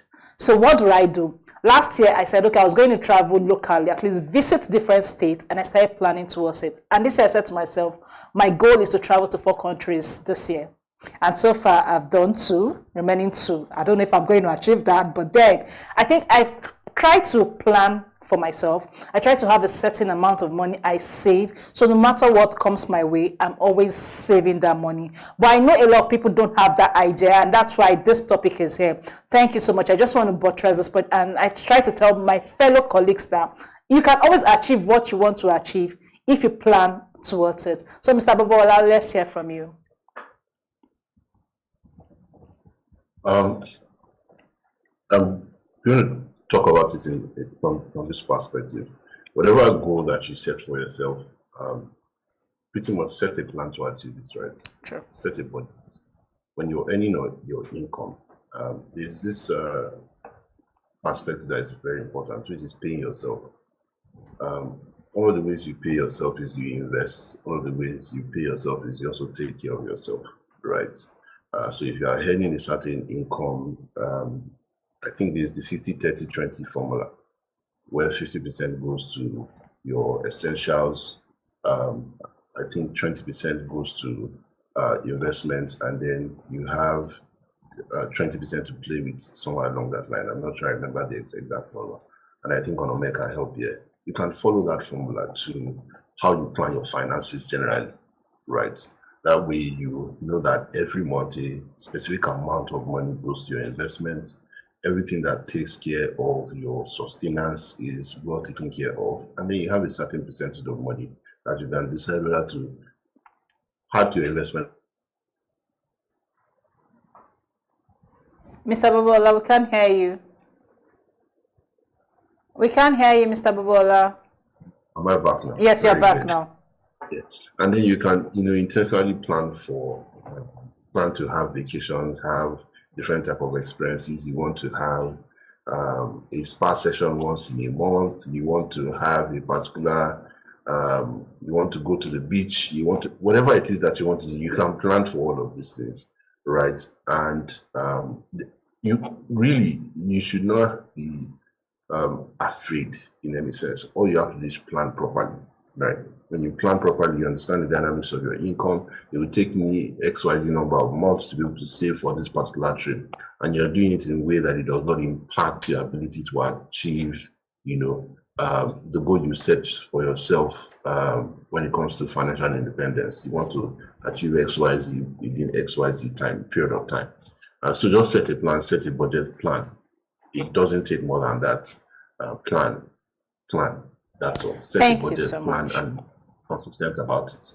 Thank you so much, Mr. Bobola. So one question that is here is saying, okay, how can millennials start investing in their 20s and 30s? And you should state the beginner-friendly investment options, so that can help us invest, because we don't want to make quick money. That's the one thing about millennials. Everybody wants to make quick money. So what are these investment options that you can say, okay, this investment, you can invest in this, and in this time, you will get this. So let's hear. Who's going first, please?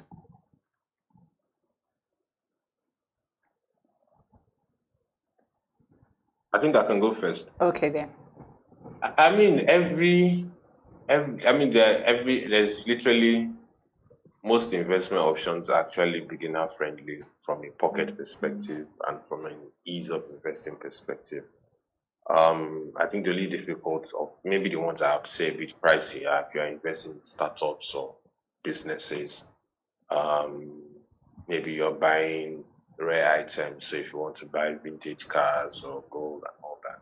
But even with those, they are pocket friendly. So with as little as 5, 10, 15,000 naira a month, you could do anything. You could do stocks, you could do money market funds, you could do fixed income, you could do commodities.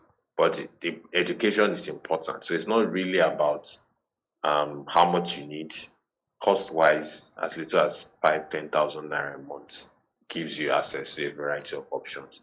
But do you know what you are investing in?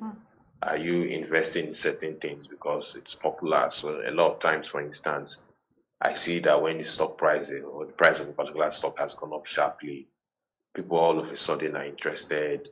Or maybe when the price of crypto has gone up sharply, people are very interested and they want to throw money. So you never really want to invest in anything when everybody's talking about it. At that point in time, it means the price has gone up sharply. So you could do anything. You could do stocks, you could do crypto if you're comfortable with the extreme risk. You could do different types of mutual funds or ETFs. So literally, you can invest in literally anything with as little as 5 to 10,000 naira a month. You just need to know what you're investing in. You need to know the risk involved. And you need to have a long-term mindset, right? People, not every investment will yield you immediate cash return. Some investments take a couple of years to do so.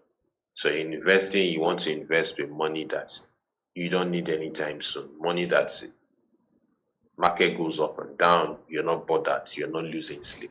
Yeah. Thank you so much, Mr. Onome. Who is going next?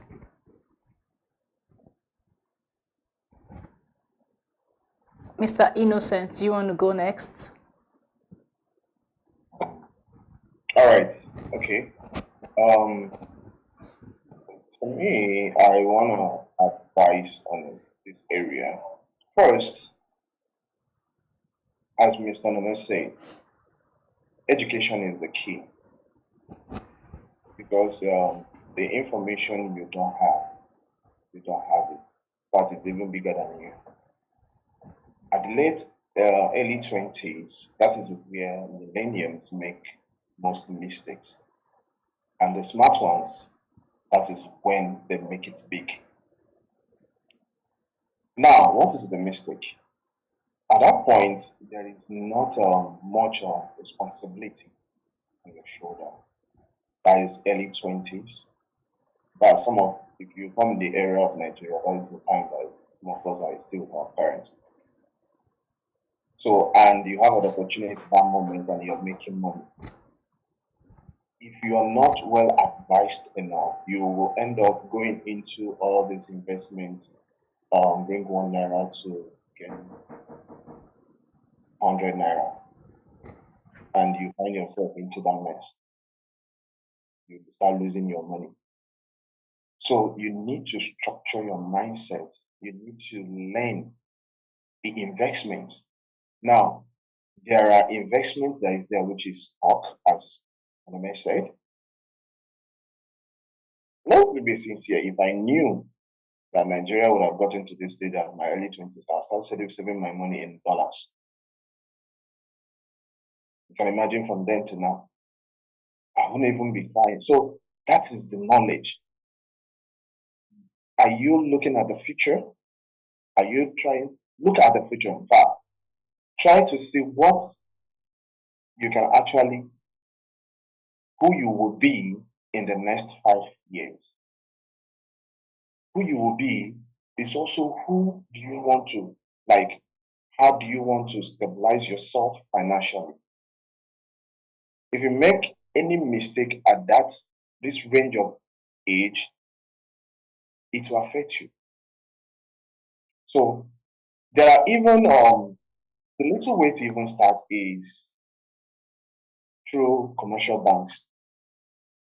You can even start with their normal savings account, where they will give you returns at the end of the day. From you learning from that, you started seeing other investment companies, cryptos.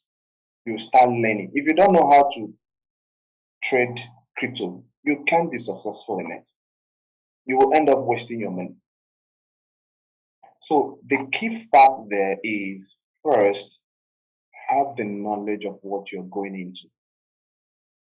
Most of the youth, in fact, in Nigeria today, 75% go into betting platforms, because those people know that they set that strategy that is 99% luck. And 99%, but it's 1% luck, 99% bad luck. Let me use that word, sorry. Because you can't predict what will happen. It's a predict game. So majority go into that's where we make that mistake at that our elite stage. You invest your money there before you know it. In the less than 1 hour, your money is gone. This is the money where you can actually take that money, put it in a particular investment that gives you, okay, save up to, like, have a duration of 6 months and save your money. Even if it is 10,000 naira, as you're saving it, there is a percentage that will be given to you at the end of your tenure. So if you keep rolling it, before 5 years, and you set a long time tenure, before 5 years, you see that you have accumulated a whole lot of money. But that still boils down, do you know it? Do you have the knowledge about it? I even encourage some mothers today that At the tender age, they will open an account for their children. That's a lovely way of training your children. There are those who have these, what's they call them, colo, or those box, and you give them money and they put it. You are actually building their savings mindset. When they come up 20s, they will use that method to start growing. Most of us didn't have that privilege, but this era, I think they're making use of it. I have a little narration story. That's a young boy, and he has a young sister. He has an elder sister. So the dad always give him 200 and the sister 200, just to like, they have their lunch box though, have their lunch food, but he give them that 200 just to like, okay, get something, biscuits and eat while you're at break. This young boy used 100 naira out of that 200 and buy this small box, have it in his bag, and each day he puts that 200. Each day he puts that 200. You know, after his primary school, when he wants to enter secondary school, the dad had no money. So he told his dad that he has a box, about 5 of them that he has been saving right from his primary school. And when they broke it, it was an amaze. And in fact, even me that witnessed it was like, if this young boy as at 5, 6 years had this kind of knowledge, mindset, imagine who he's going to be when he turns 30.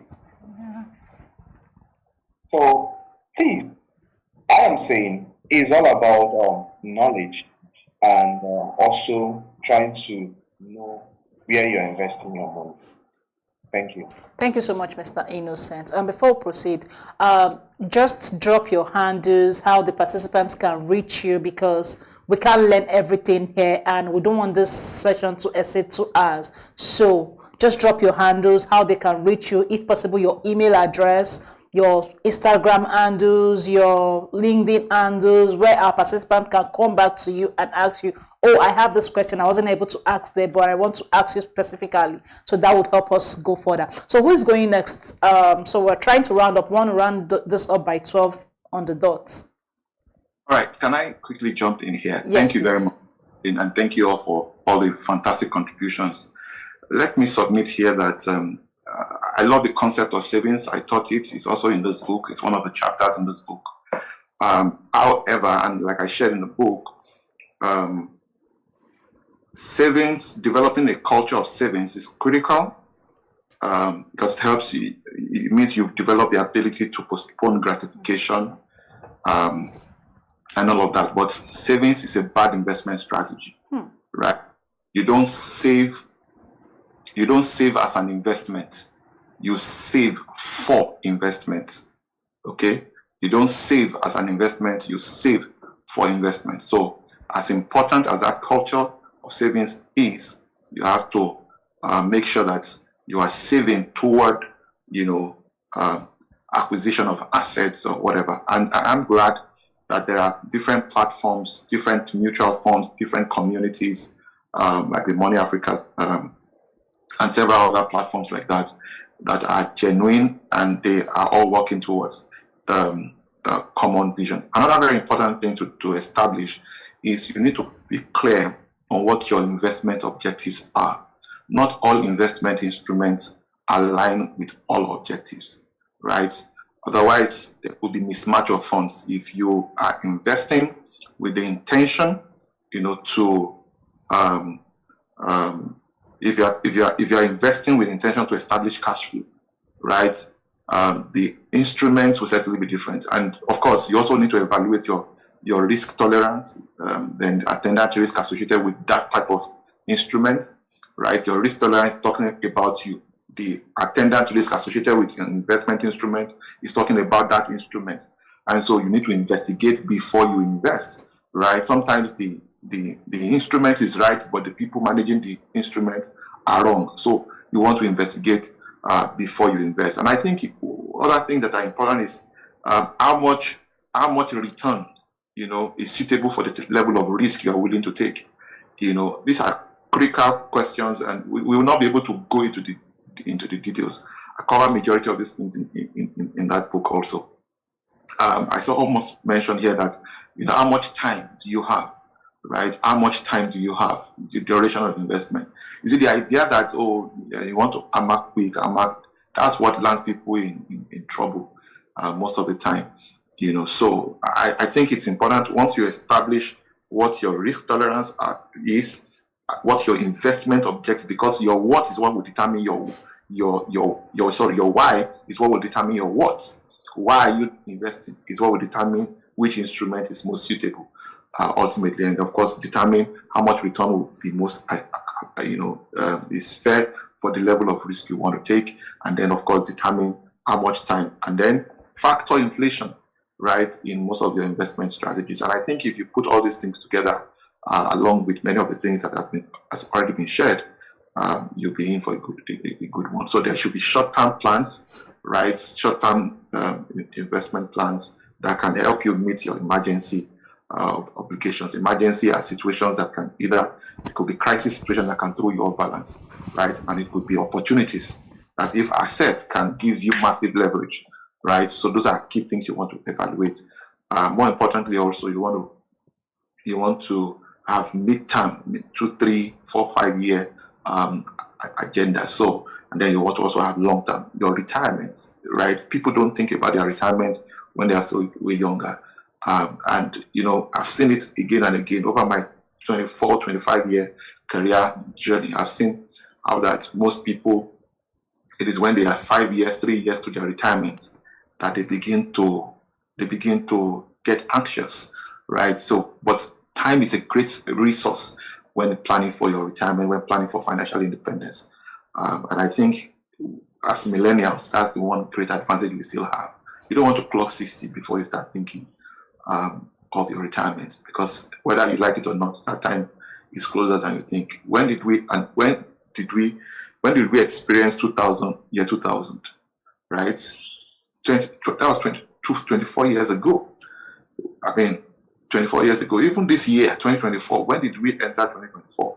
It was just barely 8 months ago. Another 8 months is about to go, and you will never see it again, right? So time is ticking and rolling very fast. Just make sure that you fine-tune all of these things in the light of your objective, your risk tolerance, attendant risk associated with your investment objectives, and then of course look at the rate of return that is fair for the level of risk you are willing to take, and then look at how much time, which will satisfy those objectives that you have in terms of duration.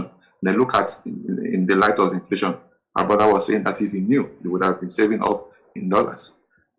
So, but it's not looking like it's going to get better with regards to our exchange, our currency, really. So, but at the end of the day, you are better off when you have investment, even if the value is not as much as it should be. You are better off than somebody who doesn't have anything invested. I think that's the bit I can share right now. Thank you so much, Mr. Oladipo. But Mr. Hilary, please, just in 1 minute, just answer, because we're running out of time. All right. So I think the first thing I would say is people just need to get information. We have investment experts that can guide you on making the right investment. Right. People can invest in real estate. There are times cases where you might not be able to, probably you don't have all the money to get all of this property. You can merge with maybe someone you trust and all of that. And I think people also need to look at this part where in our villages we have lots of lands there. So people need to start looking at that.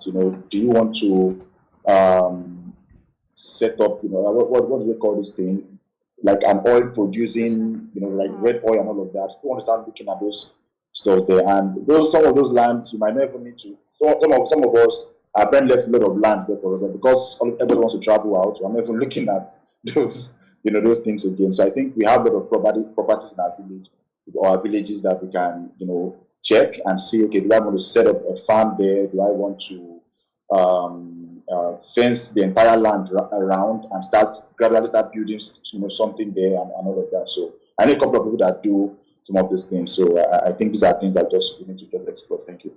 Thank you so much, Mr. Hilary. Mr. Bobola, just in 1 minute, just answer the question so we can round up.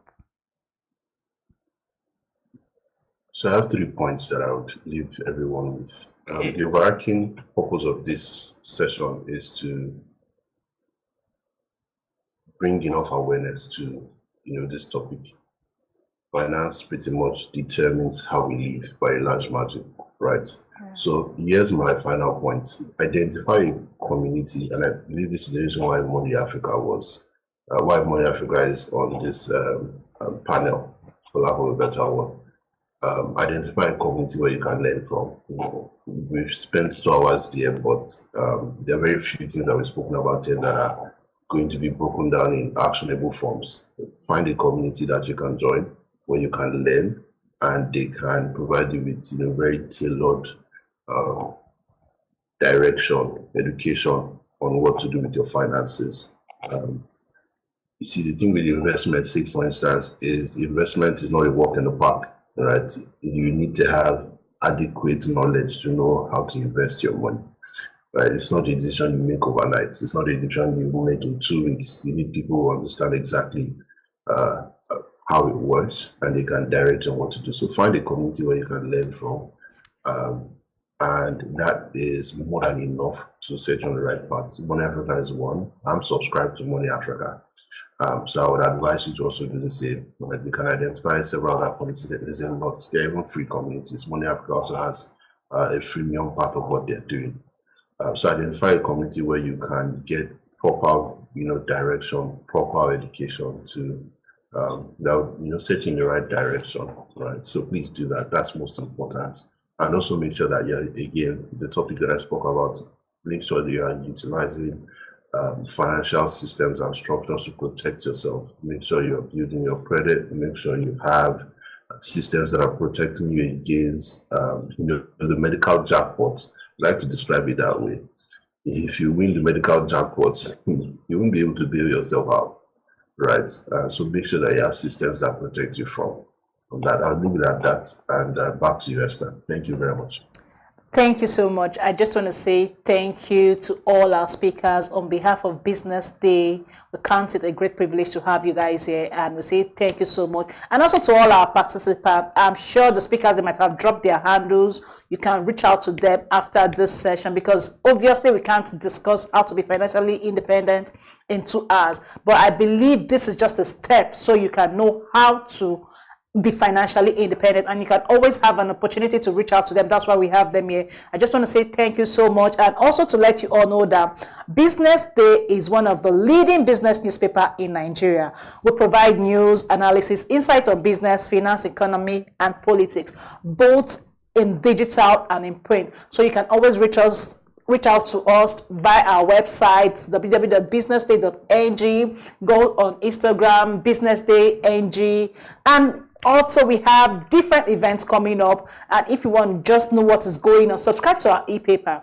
Thank you so much once again for having us. Till next month, we'll meet again. Thank you so much. And it was nice having you all on board. I still remain Esther. Thank you. Bye.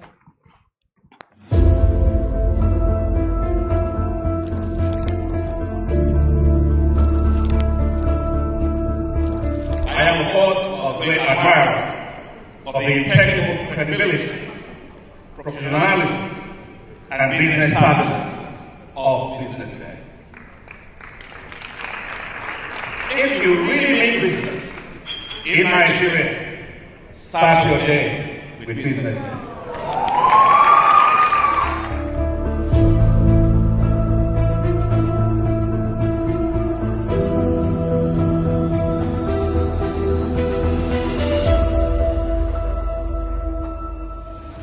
Business Day is West Africa's leading provider of business intelligence and information on diversified media platforms including online, mobile and print. Started with a weekly newspaper production in 2001, Business Day's premier content can now be accessed through print, mobile and online, with syndications from the Financial Times, The Economist and Harvard Business Review. Our singular and overriding objective in Business Day is to be the premium provider of business and financial content and assist every reader in making intelligent decisions in Nigeria and Africa. Since establishment, our focus has been to empower the general public and decision makers with insightful, relevant and accurate information about Nigeria's business and finance environment, as well as how global events shape it. To do this, we track the stock market and report on the companies shaping it. We report government policies and how they impact the economy and point to you the best investment ideas. From decoding market trends to dissecting economic shifts, we are the compass guiding decision makers through complexity. For being consistent in organizing these CEO forums for almost the last 14 years, I think this is worth commendation, and I think something that will encourage them to continue. We're not just about reporting headlines. We provide a forum to discuss the key issues driving the economy through impactful conferences. We provide the platform for industry leaders to share the narratives that drive innovation. Our conferences spark dialogues, events galvanize connections, and insights bridge the gap between inspiration and achievement.